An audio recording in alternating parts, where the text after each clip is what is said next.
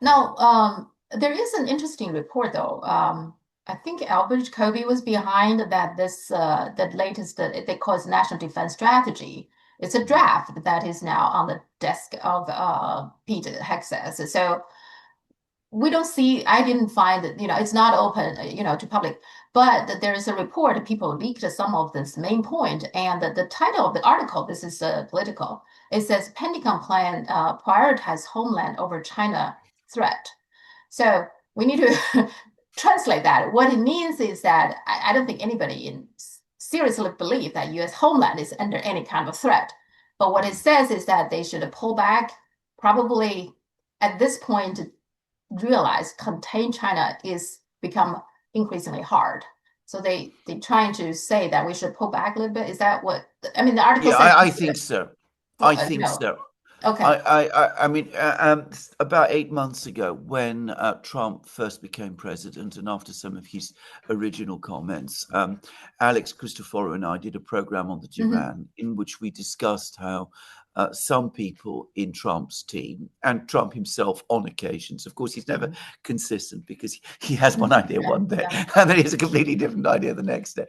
But they seem to be thinking increasingly of spheres of influence, of the fact that we're now in a situation where there are great powers, and China indisputably Mm-hmm. is a great power, and that in that sort of situation, what the United States needs to do, first of all, is secure its own sphere of influence, which is the South America and North America.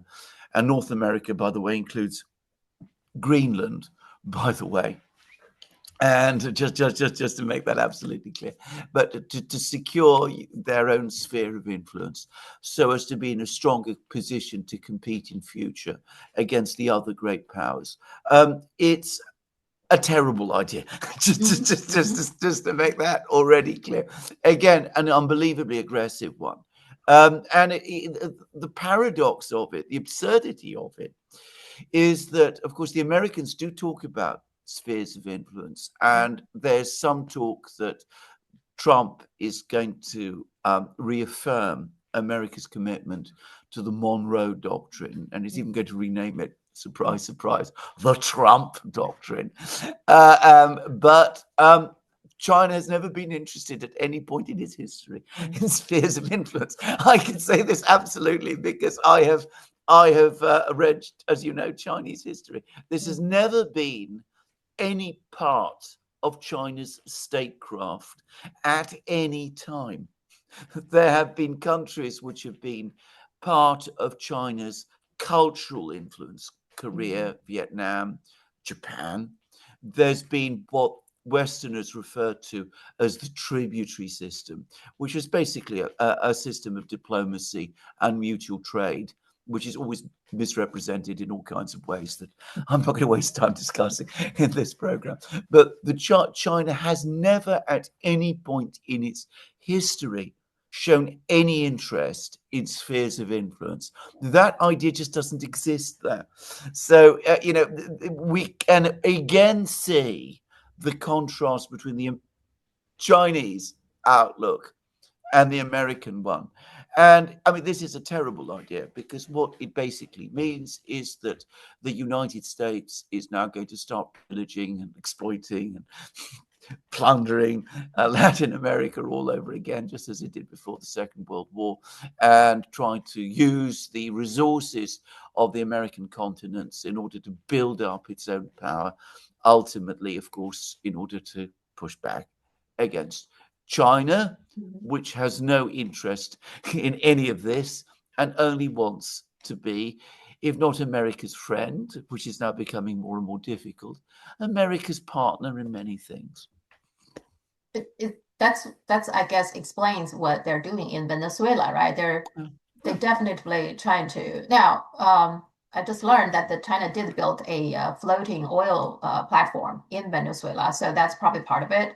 But also, if their goal is the Monroe Doctrine, so they do want to control South America, Yeah. and Venezuela has so vast reserve of oil, so definitely become an easy target for Trump. But here's the thing. It's the main. It is the main target, and it's precisely because of its resources. Mhm, It's not widely known by many people, but in the Second World War, the Allied war effort, the American mhm, British war effort, floated on Venezuelan oil. It was mhm, oil from Venezuela that basically made, was mhm, what the oil that was being used by the American and Allied war machine. mhm, So they want to gain control once more of that. And of course, Venezuela is not to be allowed to have any economic contacts with China. It's mhm, not supposed to develop its natural resources with the assistance of China. Here mhm, again, the interesting contrast is with Putin. I mean, he was talking about Ukraine. He said, mhm. "Look, our entire exclusive interest in Ukraine is about security. Yeah. Our concern is that Ukraine does not threaten us, isn't a Mhm, danger to us. What trade and business contacts it has, up to and including joining the European Union, mhm, controversial, by the way, for mhm, other reasons, which we mhm, might come to, but is Ukraine's concern. It's not our business." mhm. So you can see that the Russians, Yeah. who are always seen as aggressive, say, if Ukraine wants to trade with Europe in preference to us, that's their business. It's not ours. Mhm, The Americans, if Venezuela mhm, has an oil rig or platform from China, this is a threat. If mhm. China is involved in the Panama Canal, this is a threat. All Uh-huh. of this kind of thing. Again, it shows you who are the real disruptors in today's world. Yeah, and Russia never had problems. China had a trade with Ukraine. Now Yeah, it's on civilian stuffs, including civilian drones, actually. yeah, yeah, And also, China is the one who buying Ukrainian agriculture products. EU yeah. is the one who's not buying. They banning the buying from Ukraine. So it's actually hurting So Ukraine. Sophie, I have never seen a single article in the Russian media that has ever Mhm. made this an issue. Yeah, Never. yeah. I mean, and the Russians are Europeans, and they Mhm. have a lot of the European mindsets as well, Mhm. but they are slightly one Mhm. step removed from it. Yeah, China is completely different. As I yeah, said, if Venezuela wants to do deals with China, why yeah, not? yeah. It's a good thing if it is in the mutual interests of both. Why should this be a problem for the United States? Mhm. But I think that today's world is different than, let's say, 20 plus years ago, Iraq. I don't think the US can easily take on Venezuela because now we see that China, Russia, and even Iran, they are all sending different gears. I don't know exactly what they're sending, but they are sending, um, everybody believe, weapons to Venezuela. And even Venezuela's own neighbors are covertly supporting Venezuela. I don't think the US will have this easy time if they really attacking Venezuela, trying to take over Venezuela. It actually shows, I think we talked about it last week, and a week has passed by. US still hasn't taken any real No, actions. They seems a no. little bit timid, don't you think? They are very, very timid, and that makes me think that they sense themselves that things are not quite as straightforward with Yeah, Venezuela as they yeah.